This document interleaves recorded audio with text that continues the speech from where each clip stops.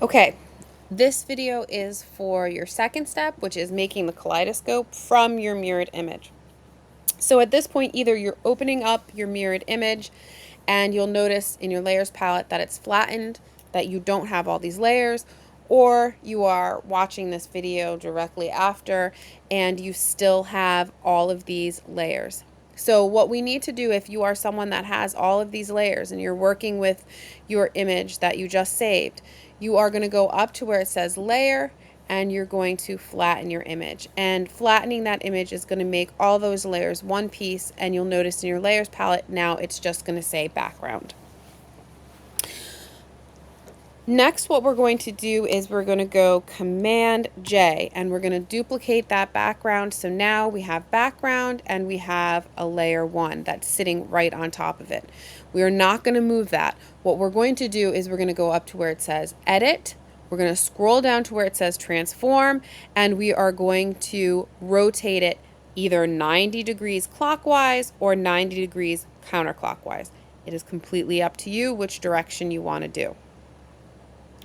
I'm then going to go up to image and I'm going to go to reveal all so that I can see my entire picture and it doesn't get clipped.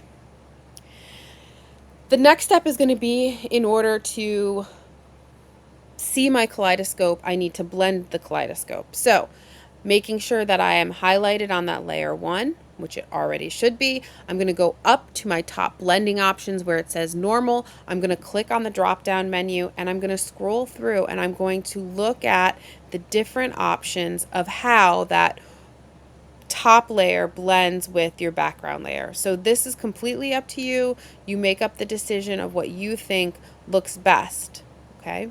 Or how complicated you want it to be. So I kind of like this one, so I'm going to stay here. I'm going to see what it looks like to do one more step. This does look pretty complicated, but I'm going to see what happens if we duplicate it again. So I'm going to go Command J. And so what that did is it just revealed my image from that layer 1 copy. I'm going to go up to where it says Edit. I'm going to scroll down to where it says Transform, and I'm going to rotate. I'm going to pull from the outer edges, and I'm going to rotate my image. Now, usually what I try and do is rotate it so that it is lining up with other portions. So I'm going to kind of like make this little B go around there.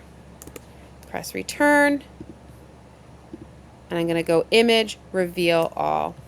So now you can see that I have this little kaleidoscope and you can see the edges of the beads.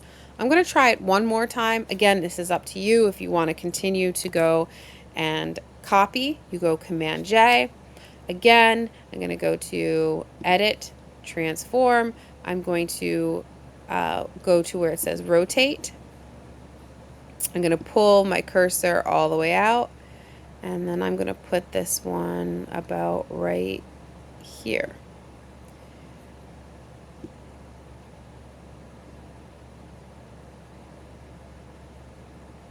There we go.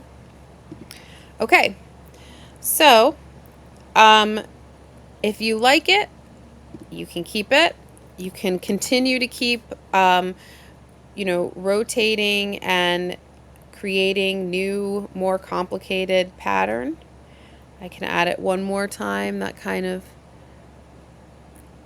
looks, I think that looks finished right there. All right, I'm going to press return in order to accept it.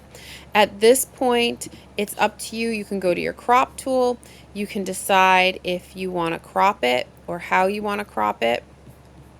If you want to leave the edges like that, it's up to you. Some instances, the image makes a perfect square. You can always go up to the crop and do the 1-to-1 crop. It's up to you. Again, it's however you want your image to look. If you want to have a background that is a solid color, like a black background, you can click on your background and then you can go over to your foreground background color, and I'm going to click on the little black and white square, making sure that black is in the front. And then I'm going to go to my paint bucket. Your paint bucket If you can't find it, you can click on those three little dots and you should be able to find it within that list. Or what you can do is you can always go up to your top search bar, and when you click on it, you can put in paint bucket and you'll be able to find the paint bucket. So mine is right here. I'm going to make sure again I'm highlighted on that background, and I'm going to hit the paint bucket, and that's it. Kind of crops some of the parts out, so it's up to you if you want to do that.